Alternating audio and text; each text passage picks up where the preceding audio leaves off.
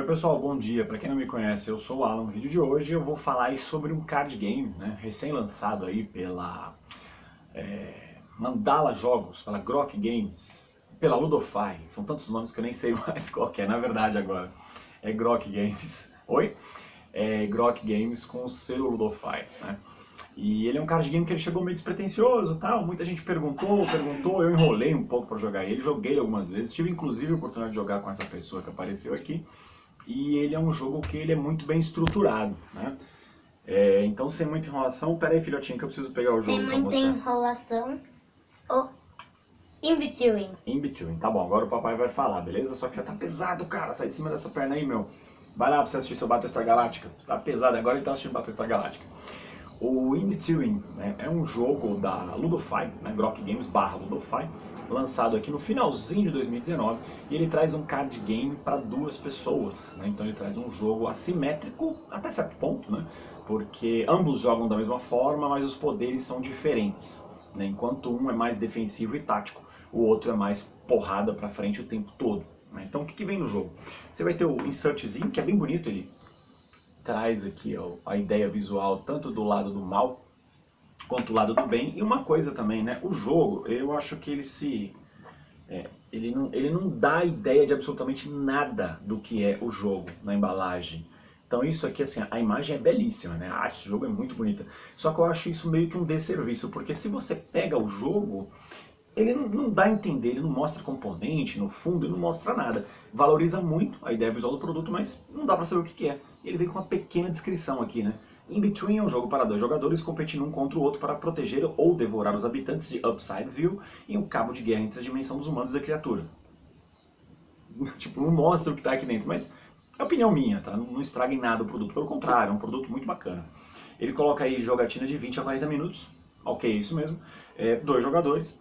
E ele coloca aí a idade a partir de 14 anos, mais ou menos. Eu joguei com ele ganhou de mim inclusive, né? A gente jogou algumas vezes.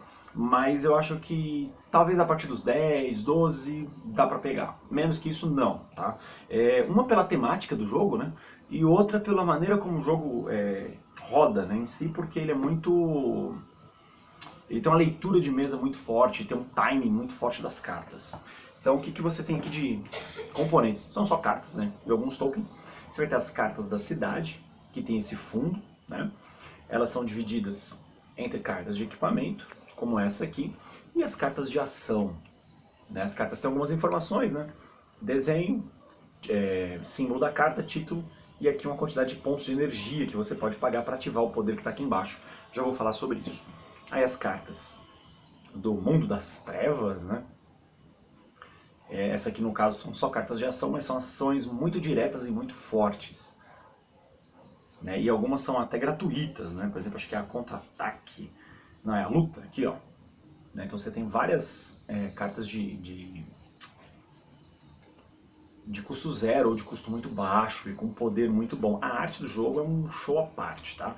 E a diferença também é o seguinte, as cartas do lado da cidade, elas não se repetem. Já as cartas da criatura, né, do mal, são 4 cópias de cada carta. Então é mais fácil de jogar do lado do mal, porém você não pode vacilar muito, né? Porque como eles são mais diretos, aliás, perdão, as cartas da cidade se repetem sim, mas elas se repetem muito pouco, né? Não se repetem na mesma proporção. São as cartas de equipamento que não se repetem. São essas aqui, ó, de fundo diferenciado. Muita gente está brincando, né? Ah, esse é o jogo do Stranger Things, né? Stranger Things The Game.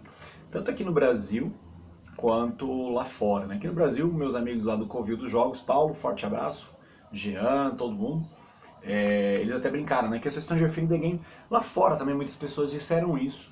Mas eu acho que, não só Stranger Things, né, mas eu acho que ele é mais um Stephen King Books The Game, entendeu? O Stephen King já brincava com esse termo há muito tempo antes. E aqui são as cartas de personagem, né? Elas têm dois lados, o lado azul, que é o lado dos habitantes do mundo normal, e aqui o mesmo personagem no lado da criatura, né? Quando vai indo para o outro lado, para a dimensão negra da criatura, beleza? E além dessas cartas, né, a gente vai ter tokens, que são tokens com os símbolos das cartas que você pode colocar, um token de direção, que é esse carrinho, o token de madeira, que é só para mostrar na vez de quem está jogando, um lado ele é azul, o outro lado ele é vermelho, você vai virando esse token conforme você vai jogando, para mostrar de quem é a vez.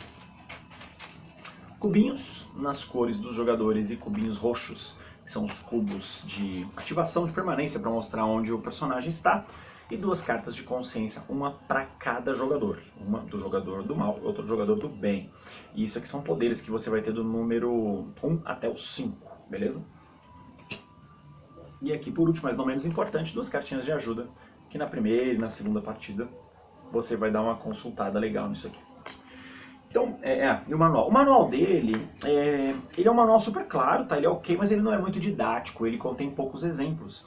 Então, para você pegar o jogo, mesmo a estrutura dele, talvez você tenha que ler mais de uma vez, mas o manual é super pequenininho, tá? Aqui ele explica também, ó, as habilidades das cartas de personagem. Então, assim, a grosso modo, esse jogo ele me lembrou muito jogos como Guerra do Anel, por exemplo, né? E o Batalha dos 5 Exércitos, onde um jogador tem uma jogatina mais simples, mais direta e um objetivo muito definido, uma linha de jogar muito definida, do lado do mal, né? Sempre isso, então, tipo, vilões são burros, vilões não precisam pensar nesse tipo de jogo, ou não são pensar muito. E um lado onde as ações são moderadas para fracas, porém com uma versatilidade muito grande, né? Sociedade do Anel, no Guerra do Anel, os Exércitos Livres, no Batalha dos 5 Exércitos, e aqui a cidade, né? A diferença é que a cidade aqui, ela tem as cartas de equipamento que trazem uma grande vantagem, né, na partida, mas não é garantia de vitória, né? Eu já joguei contra o lado do mal e perdi. Eu já joguei com o lado do mal e ganhei, com o lado da cidade e ganhei, mas não é garantia de vitória. Então, como é que se dá a estrutura do jogo, né? Vou só pegar uma fotinha do setup aqui, para ficar mais fácil de explicar para vocês. Cadê aqui, ó? Você vai fazer a disposição com as cartas assim, né? Colocando o lado do bem, o lado do mal, o lado do bem e o lado do mal. Quando você estiver fazendo esse setup, vai ter uma das cartas que ela vai ter uma estrelinha bem pequenininha. Nessa carta você vai colocar o token inicial, né? Com o lado do jogador ao contrário. Então, por exemplo, se apareceu aqui no lado da cidade, o lado dos humanos, você vai colocar o token com o lado vermelho para cima. Então sempre vai, no primeiro momento do jogo, você sempre vai jogar com o seu token do seu lado na carta do adversário. Então quais são as ações, né? Você pode jogar uma carta, né, com um símbolo que corresponda a um dos símbolos de personagens. Deixa eu só pegar um aqui, ó. Pronto, dá um bom exemplo aqui, ó. Então dá um exemplo. Se eu sou um jogador humano e eu jogo essa carta e esse símbolo está presente na mesa, eu posso colocar um token de proteção. Então eu vou pegar um daqueles cubos roxos e colocar aqui. Então isso significa que agora este personagem está oficialmente na dimensão dos humanos. Quando não tem token nenhum, ele fica com um termo que o jogo usa como unidimensional, né? Então ele não tá pra ninguém, né? Tipo, ele tá lá, tá na vida, tá largado. E cada vez que eu jogar uma carta com esse símbolo, e esse símbolo estiver presente na mesa, eu vou descendo o token. Se ele chegar aqui, ele está completamente salvo. Se eu salvar 3 personagens, seja para o bem ou para o mal, eu ganho o jogo automaticamente. Ou se eu conseguir elevar o meu nível de consciência até 6.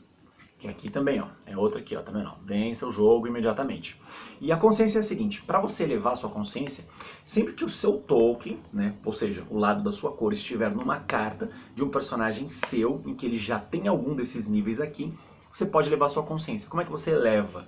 Para você vir do nível 0 para o nível 1, você vai pagar 1 de energia.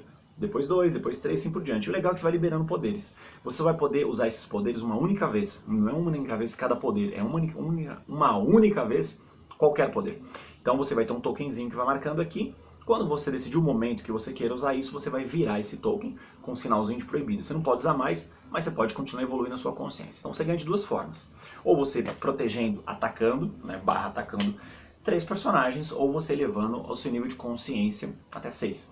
O legal é que cada uma das condições ela é possivelmente perfeita de ser feita, né? Tipo, não é difícil você falar assim, é difícil chegar a 6 de consciência, ou é difícil defender 3 ou atacar 3 personagens. Pelo contrário, ambas as condições de vitória são totalmente plausíveis e alcançáveis. Então assim, ó, muito bacana, tá?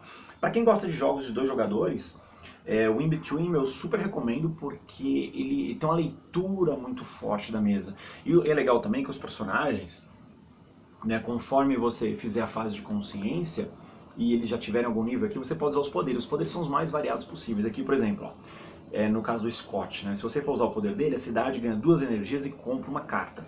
Se fosse o Scott no lado do mal, a criatura ganha 1 energia para cada personagem na dimensão da criatura com um marcador de segurança sobre ele. Marcador de segurança, que era o termo correto que eu tinha que ter falado isso no começo do vídeo, é o cubinho que você vai colocar aqui. Vou pegar um outro qualquer aqui, ó, por exemplo, Timmy.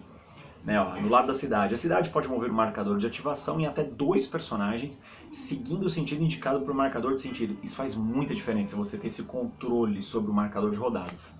E aqui no lado da criatura, a criatura pode deslocar em 2 espaços o marcador de segurança de um personagem seguro.